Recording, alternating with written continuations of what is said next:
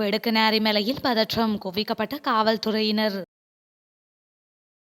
தோல்வியில் முடிந்த ரணில் மகிந்த பெசில் பேச்சுவார்த்தை. இலங்கையில் அதிரடியாக கைது செய்யப்பட்ட பெருமளவு இந்தியர்கள்.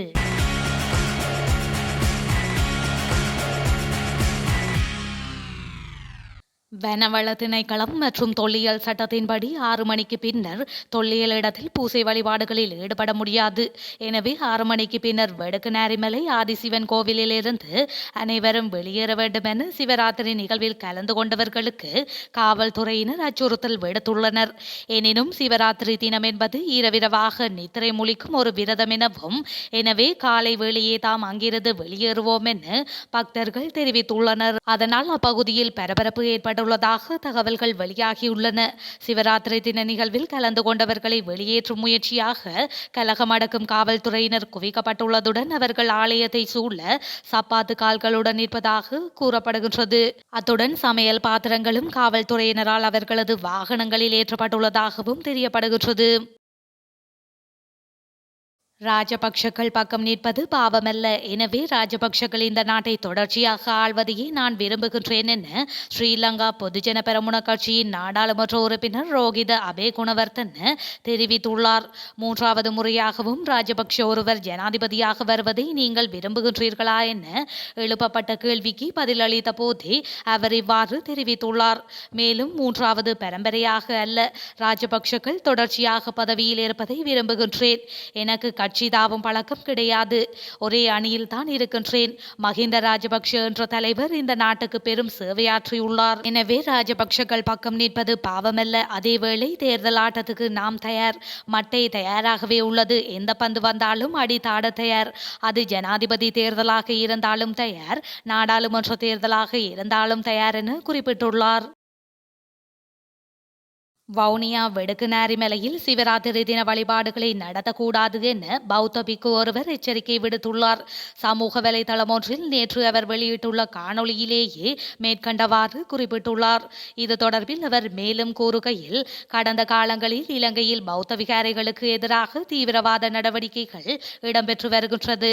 மேலும் இவை வடக்கு மற்றும் கிழக்கு மாகாணங்களில் அதிகமாக நடைபெறுகின்றது. இவ்வாறான செயற்பாடுகளுக்கு காரணம் அப்பாவி தமிழ் மக்கள் அல்ல, தமிழ் தேசிய கூட்டமைப்பு போன்ற தமிழ் கட்சிகளின் அரசியல்வாதிகளே இதற்கு காரணம். அவர்கள் அப்பாவி தமிழ் மக்கள் மனதில் மதவாதத்தை தூண்டி அவர்களை தங்கள் அரசியல் லாபத்துக்காக பயன்படுத்துகின்றார்கள். அவர்களை பௌத்த விகாரைகளுக்கு எதிரான போராட்டத்தில் ஈடுபட வைக்கின்றார்கள். எனவே வவுனியாவின் வடுண்ணாகலையில் பௌத்த விகாரைக்கு எதிராக நடைபெற உள்ள போராட்டத்தை உடனே தவிர்க்குமாறு நான் கேட்டுக்கொள்கின்றேன். மேலும் வவுனியா வெடுக்குநாரி மலையில் சிவராத்திரி தின வழிபாடுகளை நடத்தக்கூடாது எனவும் நான் கோரிக்கை விடுக்கின்றேன் என குறிப்பிட்டுள்ளார். இதேவேளை வெடுக்குநாரி மலை ஆலய பூசகர் மதிமுகராசா உட்பட 2 நேற்றைய தினம் கைது செய்யப்பட்டிருந்தமை குறிப்பிடத்தக்கது.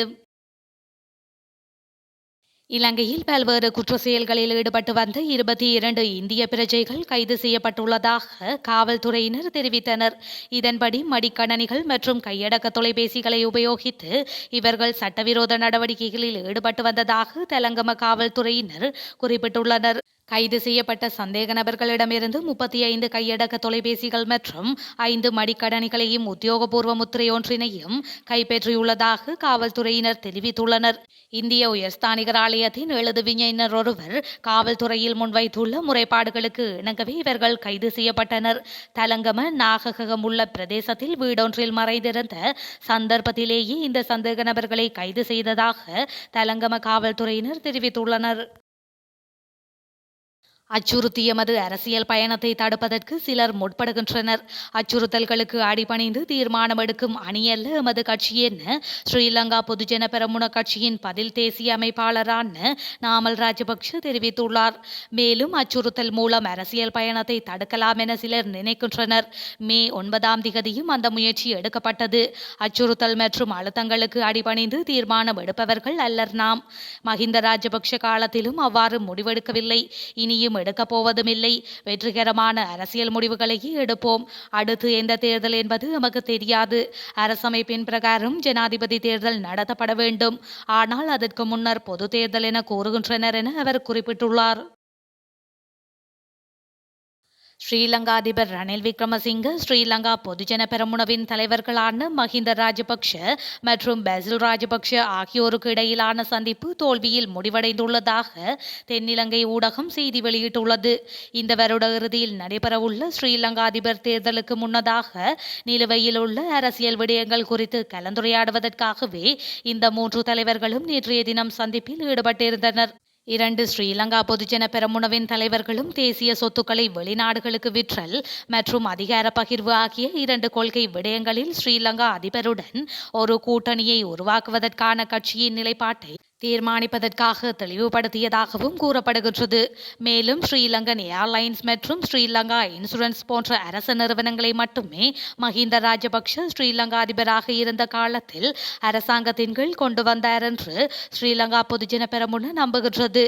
மேலும் இந்த விடயத்தில் கட்சி தனது உண்மையான சித்தாந்தத்தில் ஒட்டிக்கொண்டிருப்பதாக தெரிகின்றது என்றும் அவற்றை மறுசீரமைக்கும் திட்டத்தில் ஸ்ரீலங்கா அதிபரின் தரப்பில் சில சமரசங்களை ஸ்ரீலங்கா பொதுஜன பெரமுன நாடுவதாகவும் தெரிவிக்கப்படுகின்றது. எவ்வாறாயினும் இரு கட்சிகளும் தங்கள் அரசியல் நடவடிக்கைகளை விரைவுபடுத்தவும் ஒருவருக்கொருவர் அக்கறையுள்ள விடயங்களில் எவ்வளவு தூரம் பொதுவான நிலையை கண்டறிய முடியும் என்பதை பொறுத்து இறுதி முடிவுகளை எடுக்கவும் முடிவு செய்துள்ளதாக தெரிவிக்கப்பட்டுள்ளமை குறிப்பிடத்தக்கது. எவ்வாறாயினும் இந்த விடயங்கள் தொடர்பில் மூவருக்கும் இடையில் இடம்பெற்ற சந்திப்பு தோல்வியில் முடிவடைந்துள்ளதாக அந்த ஊடகம் மேலும் தெரிவித்துள்ளது. தம்மை ஆட்சியிலிருந்து அகற்றும் வரை சர்வதேச சக்திகள் ஒருபோதும் ஓயமாட்டார்கள் என்பதை தாம் அறிந்திருந்ததாக முன்னாள் அதிபர் கோட்டாபய ராஜபக்ஷ தெரிவித்துள்ளார். அதிபர் பதவியிலிருந்து என்னை அகற்றுவதற்கான சதி என்ற பெயரிலான கோட்டாபய எழுதிய புத்தகம் நேற்று வெளியிடப்பட்டது. அந்த புத்தகத்திலேயே அவர் இதனை தெரிவித்துள்ளார். அதில் அவர் மேலும் தெரிவித்துள்ளதாவது, சர்வதேச சக்திகளும் ஒரு சில உள்நாட்டு தரப்பினரும் என்னை அதிபர் பதவியிலிருந்து அகற்றுவதற்காக வன்முறையுடன் கூடிய எதிர்ப்புகளையும் நாசகார செயற்பாடுகளையும் வகுத்து அதற்கான நிதியுதவிகளை வழங்கினர். வைராக்கியம் கொண்ட சர்வதேச சக்திகளும் ஒரு சில உள்நாட்டு தரப்பினரும் தம்மை ஆட்சியிலிருந்து அகற்றும் வரை அவர்களின் நடவடிக்கைகளை நிறுத்த மாட்டார்கள் என்பதை நான் அறிந்திருந்தேன். மக்களை பாதிப்பிற்குள்ளாக்கும் வகையில் முன்னெடுக்கப்பட்டு வந்த அரசியல் சதி மற்றும் நாசகார செயல்களை முடிவுக்கு கொண்டு வருவதற்காக தாம் பதவி விலகியதாகவும் அவர் தனது நூலில் குறிப்பிட்டுள்ளார். ட்ரம்பால் ஜனநாயகத்திற்கு ஆபத்து உள்ளது, ஜனநாயகம் காக்கப்பட வேண்டும் என்று ட்ரம்பை கடுமையாக சாடி நாடாளுமன்றில் தனது உரையினை அமெரிக்க அதிபர் ஜோ பைடன் நிகழ்த்தியுள்ளார். அமெரிக்க அதிபர் தேர்தல் களம் சூடுபிடித்துள்ள நிலையில் பைடனின் இந்த உரை தற்போது பேசுபொருளாக மாறியுள்ளது. நாட்டின் பொருளாதார நிலை, அரசின் திட்டங்கள், வளர்ச்சி பணிகள் மற்றும் சாதனைகள் ஆகியவற்றை மையப்படுத்தி நாடாளுமன்றில் அதிபரால் நிகழ்த்தப்படும் ஒருங்கிணைந்த கூட்டத்தில் உரையாற்றும் போதே அவர் மேற்கண்டவாறு பேசியிருந்தார். ஒரு மணி நேரம் தொடர்ச்சியாக நடத்தப்பட்ட இந்த உரையில் பைடன் ரஷ்ய அதிபர் புடினையும் விட்டு வைக்காமல் கடுமையாக சாடியிருந்தார். டொனால்ட் ட்ரம்ப் ரஷ்ய அதிபர் புடினிடம் நீங்கள் என்ன வேண்டுமானாலும் செய்து கொள்ளுங்கள் என கூறுகின்றார். ரஷ்ய அதிபரிடம் ஒரு முன்னாள் அமெரிக்க அதிபர் இவ்வாறு கூறலாமா? இது ஆபத்தானது. புடின் உக்ரைனுடன் நிறுத்திக் கொள்ள மாட்டார். நாம் உக்ரைனுக்கு தேவைப்படும் ஆயுத உதவி வழங்கினால் புடினை நிறுத்த முடியும் என்றார். தவிரவும் நான் புடினுக்கு அஞ்ச மாட்டேன் எனவும் அவர் தெரிவித்துள்ளார்.